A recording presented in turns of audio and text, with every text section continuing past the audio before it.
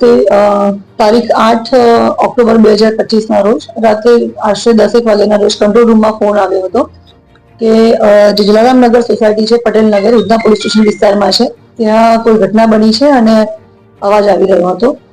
112 જે પોલીસની ગાડી છે એ ત્યાં ઇમિડિયેટલી પહોંચી જાય છે અને ત્યાં જોતા લોહીથી લથપથ બે માણસોની બોડી જોવે છે.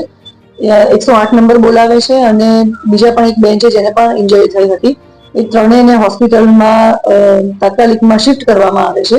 પોલીસે ત્યાં જ્યારે ત્યાં શિફ્ટ કરે છે ત્યારે હોસ્પિટલમાં ડોક્ટરે એમાંથી 2 જણ છે, એક મેલ છે અને ફિમેલ છે, જેમની ઉંમર આશરે 30 વર્ષ અને બીજા લેડી છે એમની ઉંમર આશરે 24-25 વર્ષ છે, એમને મૃત જાહેર કરે છે.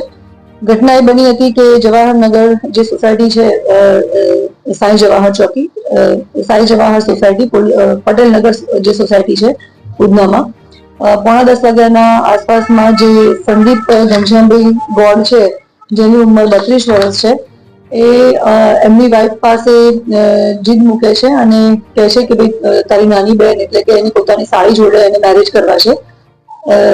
એ જે સાળી છે અને એમના સાળા અને એમના સાસુ એ 4 તારીખના રોજ પ્રયાગરાજથી સુરત આવ્યા હતા. જે એમના સાળા છે નિમિષ, એમના મેરેજ છે ડિસેમ્બરમાં અને એ માટે ખરીદી કરવા માટે લોકો સુરત આવે છે. ખરીદી કરી અને રાત્રે ઘરે જઈને પોતાની દીકરીના ઘરે આવે છે અને જીજા સાથે વાત થાય છે. ત્યારે જે જીજા છે સંદીપ ઘનશ્યામ ગોળ, ઉંમર વર્ષ 32, એ જીદ પકડે છે કે મારે તમારી નાની દીકરી મમતા સાથે મેરેજ કરવા છે અને તમારી મોટી દીકરીને હું ડિવોર્સ આપી રહ્યો છું. આ બાબત ઉપર જ અગ્રેશન થયું અને મમતાએ ના પાડી કે હું તમારી સાથે લગ્ન નહીં કરું.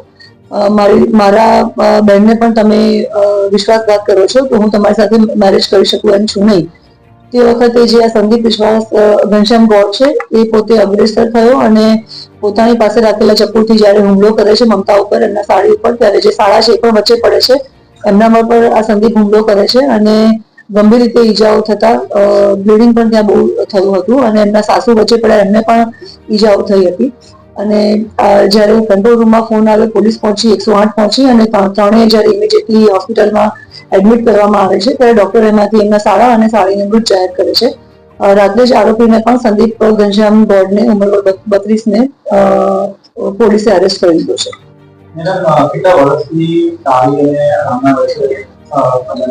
પ્રાથમિક હકીકત એવી જાણવા મળે છે કે 2021માં જે એમના સાળી મમતા છે એ અહીંયા જ એમની સાથે રહેતા હતા અને એક પ્રાઇવેટ ફોર્મમાં બંને જણા સાથે જોબ કરતા હતા, સાથે આવજાવ કરતા હતા અને એ વખતે જે લોકો વચ્ચે પ્રેમ સંબંધ બંધાયો હતો. પરંતુ પાછળથી ઘરમાં ખબર પડતા એમના સાળીને પ્રયાગરાજ પોતાના ઘરે વતનમાં પાછા પરત મોકલી આપવામાં આવ્યા હતા. પરંતુ જ્યારે આ મેરેજની ખરીદી માટે થઈને મમતા પાછી એમના સાળી પાછા આવે છે ત્યારે ફરીથી પાછી આ વાત ઉખડે છે અને મમતાએ મેરેજ કરવાની ના પાડતા આજે સંદીપ ઘનશ્યામ ગોળ છે એ પોતે પોતાની જે માનસિક પરિસ્થિતિ છે એમાં ગુસ્સે થઈ અને ચપ્પુથી એમના પર હુમલો કરે છે. હા, ચપ્પુ લઈને બેઠો. એને આ જ હતું કે જો મારી સાથે લગ્ન નહીં કરે તો હું એને મારી જ નાખીશ. આ પ્રકારની એક માનસિક નિર્ણય લઈને જે ત્યાં મીટિંગમાં બેઠો હતો અને વાત મૂકી હતી કે મારે મમતા જોડે મેરેજ કરવા છે.